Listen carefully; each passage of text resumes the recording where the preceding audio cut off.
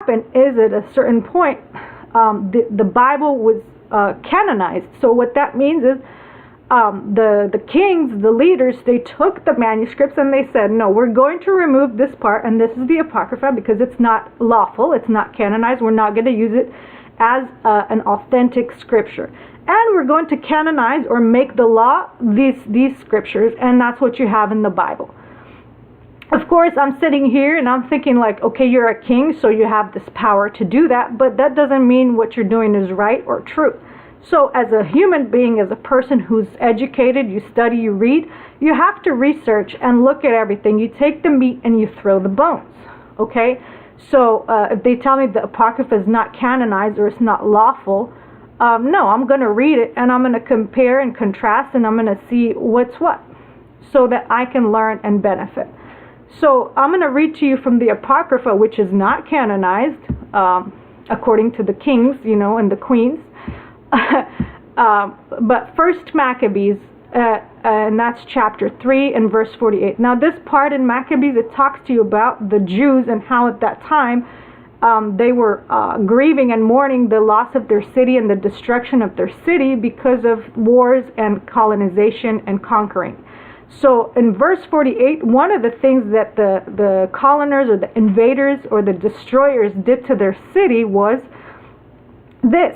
It reads like this, verse 48, and laid open the book of the law, wherein the heathen had sought to paint the likeness of their images. So what the heathens did, or the attackers did, is they went into their city and they took their books of law, or basically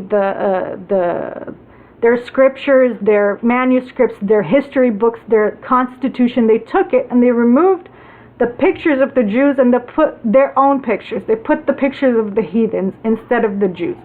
Now, of course, like I told you before, if you go, for example, to the Coptic Museum in Egypt, you're going to laugh. Why? Because you go inside and the most ancient picture painted for Jesus and the disciples, they are black people. But if you go outside of the museum, there is a big, beautiful mural, and they have the Holy Family of Jesus, Mary, and Joseph, and they are white as snow. They're not even white like the white people in Europe. They're whiter than that.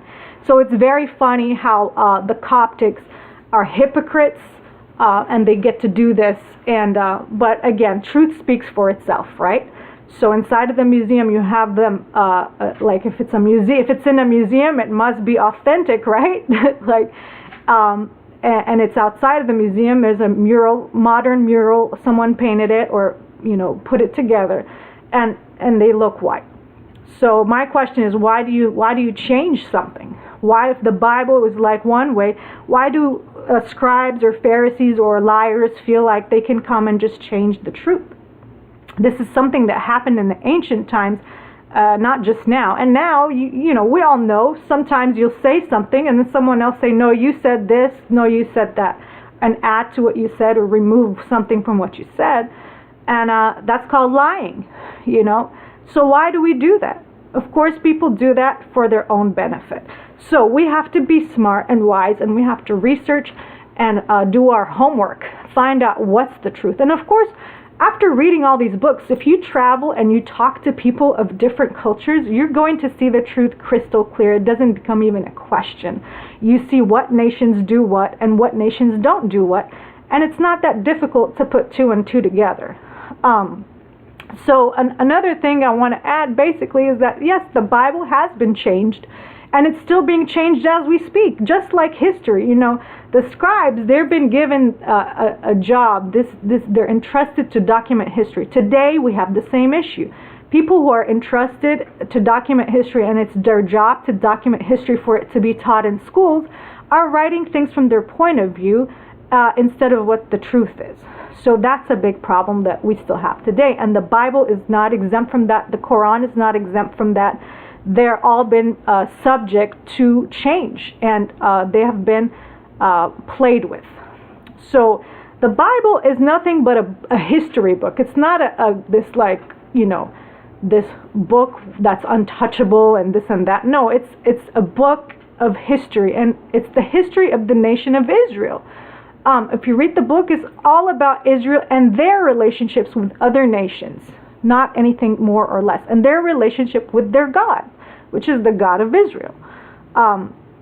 So that's how we should begin to see the Bible and other books. They're just books and they're recorded history. But let me tell you, truth is truth. Whether you write it, say it, or behave like it, truth is truth. So you can change a book all you want, but again, truth will stand and it will prove its own self. Now, I have an issue with Egyptians and what's going on in Egypt, because today, first of all, we know the library in Alexandria that was burned, and they tried to tell you, in ancient times it was an accident that it was burned, but no, it was deliberate. They burned all our documents, our manuscripts to hide the truth. Today, we know that in the Vatican in Rome, there are many tons of manuscripts that are hidden and kept away and locked away. You cannot see them, because if you saw them and you read them, you will find out the truth about the nations and the people. But now, even today in Egypt, from all the generations and to continue on, you can keep digging and excavating in Egypt anywhere. You're going to find manuscripts and statues and monuments galore. It doesn't ever end. So again, this is an ancient history. It's the most ancient history, and the truth is buried there. And of course, Egypt is a target for everyone to come in and rape and do whatever they want. And until this day, Egyptians are not allowed to excavate. They're not allowed to research their own history or present it as it is. Instead, you have the foreigners, especially Europeans or European Americans. They're the ones who are allowed to come in. They have full control. They excavate, they research, and then they change, information to their liking to do whatever they want with it and prove whatever they want with it. But again, truth stands. Truth is truth, and that's what's going to stand, But Egyptians are fast asleep to this. And I'm here to tell you, it's time to wake up. It's time to know who you are and what's what, and begin to speak the truth instead of just following priests, pastors, parents, people in general. Know yourself.